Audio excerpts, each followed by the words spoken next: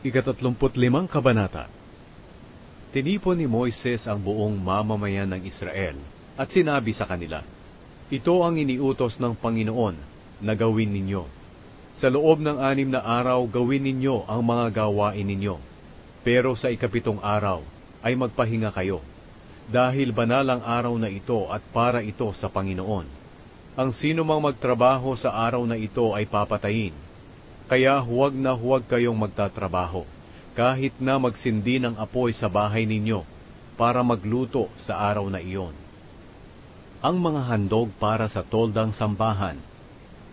Sinabi ni Moises sa buong mamamayan ng Israel, "Ito ang iniutos ng Panginoon na gawin ninyo. Maghandog kayo sa Panginoon mula sa mga ari-arian ninyo.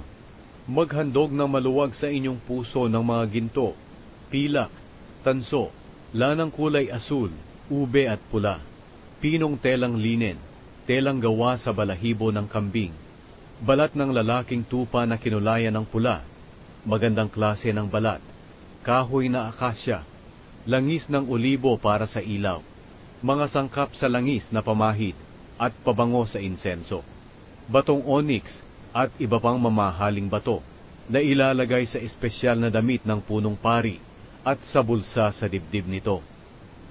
Mga kagamitan para sa toldang sambahan. Lumapit ang lahat ng may kakayahang magtrabaho sa inyo at tumulong sa paggawa ng lahat ng bagay na iniutos ng Panginoon na gawin ninyo.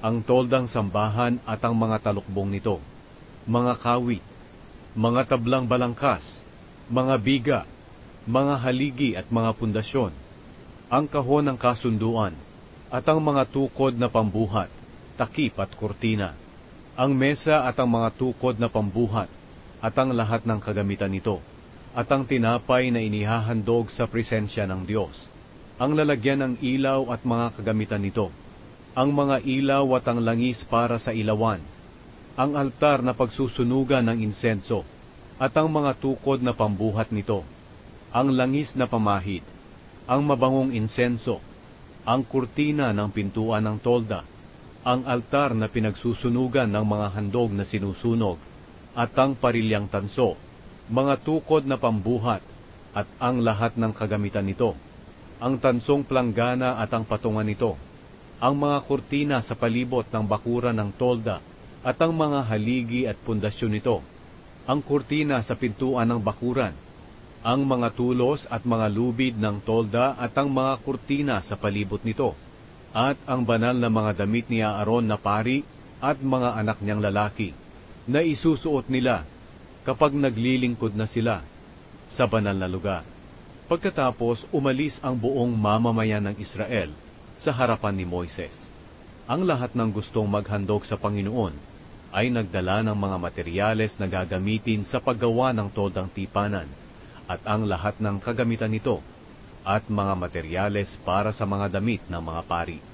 Ang lahat ng gustong maghandog, lalaki man o babae, ay nagdala ng mamahaling mga alahas, mga hikaw, mga kwintas, mga pulseras at iba't ibang klase ng gintong alahas. Dinala nila ang mga ginto nila bilang handog sa Panginoon. May mga naghandog din ng lanang kulay asul, ube at pula, pinong telang linen, tela na gawa sa balahibo ng kambing, balat ng lalaking tupa na kinulayan ng pula, at magandang klase ng balat. Nagdala ang iba ng pilak o kaya naman ay tanso, at mga kahoy na akasya, bilang handog sa Panginoon. Nagdala naman ng mga lanang kulay asul, ube at pula, at pinong telang linen ang mga babaeng may kakayahang gumawa ng tela. At ang mga babae namang marunong gumawa ng tela mula sa balahibo ng kambing ay kusang loob na ginawa nito. Nagdala ang mga pinuno ng mga batong onyx at iba pang mamahaling bato para ilagay sa espesyal na damit ng punong pari at sa bulsa sa dibdib nito. Nagdala rin sila ng mga sangkap at langis ng olibo para sa ilaw, para sa langis na pamahid at pabango sa insenso. Kaya ang lahat ng mga Israelita, lalaki man o babae na gustong tumulong sa lahat ng gawain na iniutos ng Panginoon sa pamamagitan ni Moises, ay kusang loob na nagdala ng mga handog sa Panginoon. ang mga manggagawa ng toldang sambahan.